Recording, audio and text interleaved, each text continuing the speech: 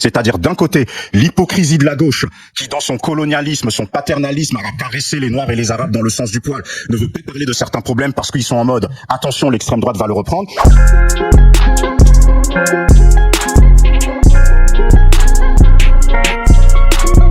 Bien pour la famille, bienvenue dans le Zamactu.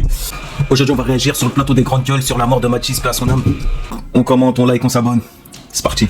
La famille, je voulais revenir sur cet incident qui a provoqué la mort de Mathis, paix à son âme. Déjà je trouve ça super qu'ils en parlent parce que c'est un fait divers sur lequel on va pas assez vite.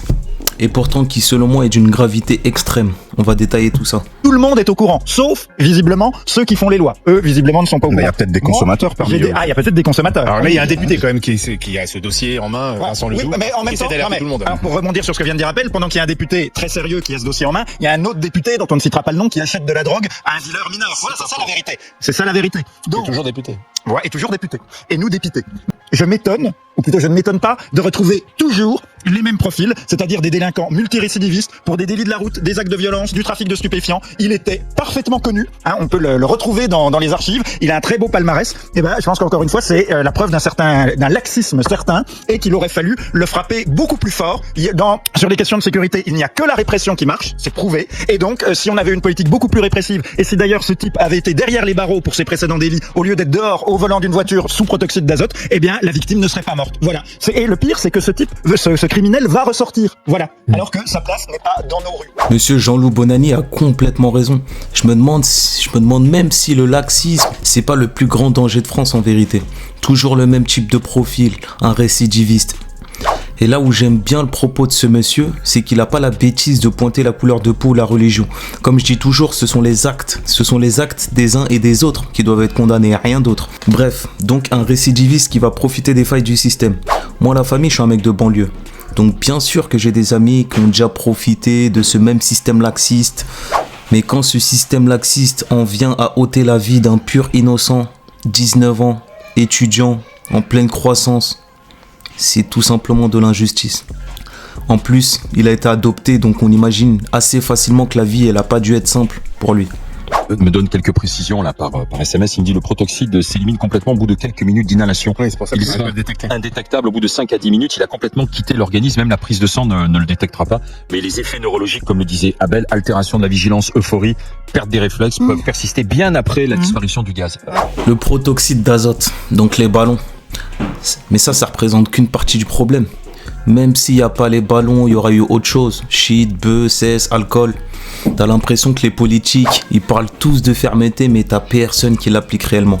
Ah là là, une petite pensée pour l'Arabie Saoudite, pays dans lequel tu peux laisser ton téléphone sur un banc, aller voir un match, revenir, retrouver le téléphone au même endroit. I'm leaving my phone outside a football stadium, but will it still be there after the game? I sat on another bench and waited to see if anyone would take my phone, but people kept walking past it, and after 10 minutes it was still there, so I decided it was time to go inside the stadium. I hope no one steals it. I took my seat to watch Ronaldo play with no distractions from my phone, but although I was enjoying the game, I was worried my phone would be stolen. Once the referee blew the full-time whistle, I stayed in the stadium a little longer. It's been over 3 hours since I left my phone. But it would all be worth it if I gained just one more follower. I'm leaving my phone. Pourquoi ? Parce que fermeté et sanctions appliquées. Elle a raison, la mère de Mathis. Nos enfants ne sont plus en sécurité en France. Qui s'appelle Adrien Pérez, qui s'appelle Lola, qui s'appelle Camilla, qui s'appelle Mathis. Nos enfants ne sont plus en sécurité en France parce que la justice ne fait pas son travail. Elle ne met pas hors d'état de nuire. Des gens qui, à 30 balais, sont encore en train de se mettre mal avec du protoxyde d'azote. Malgré toute l'opposition que je peux avoir envers cette dame, Madame Lefebvre, mon devoir d'objectivité m'amène à dire qu'elle a complètement raison. Ça rejoint un peu ce que je disais.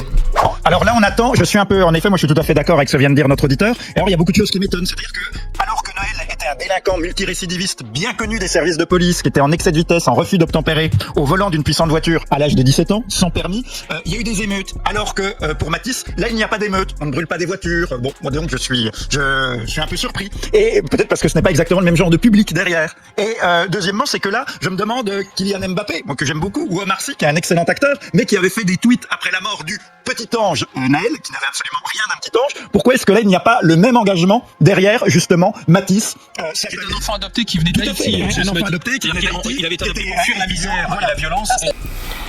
Même là, hein, complètement raison. Je suis désolé. Et je le déplore également.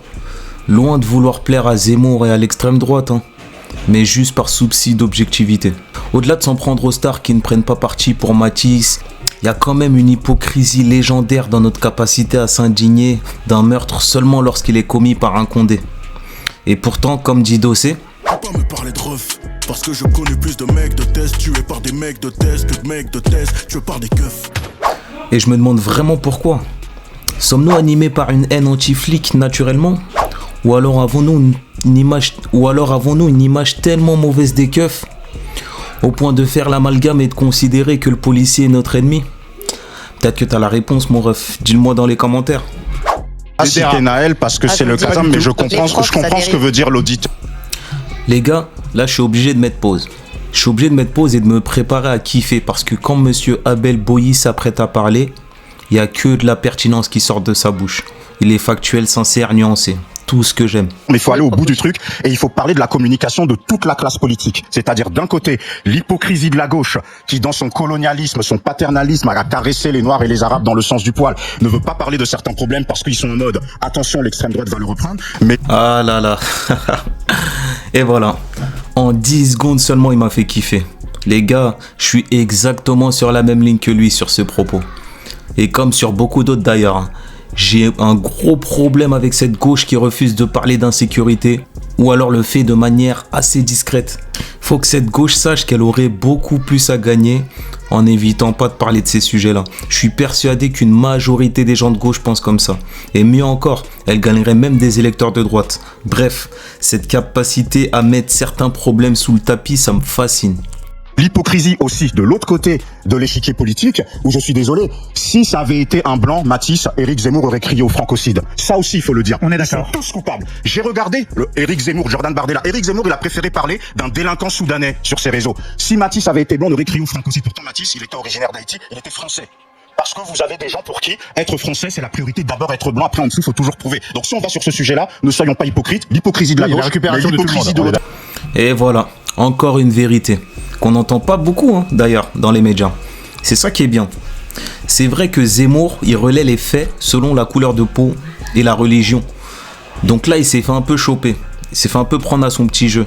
Et il n'y a que monsieur Boilly qui l'a remarqué dans tout ce champ médiatique. Je comprends ce que tu dis. Il dénonce l'instrumentalisation des faits divers. On dénonce l'instrumentalisation par Éric Zemmour, qui est un mec qui fait 2% des voix. Donc, À la fin, Jean-Loup Bonanni rappelle que Zemmour, il instrumentalise les faits divers, certes, mais il fait seulement 2% des voix. Déjà aujourd'hui, je suis pas sûr que dans l'hypothèse d'une présidentielle, il fasse que 2%. Parce que vu sa surmédiatisation, malheureusement, ses idées trouvent preneur dans les esprits faibles et xénophobes. Et c'est terrible parce que ça entretient une division entre les Français.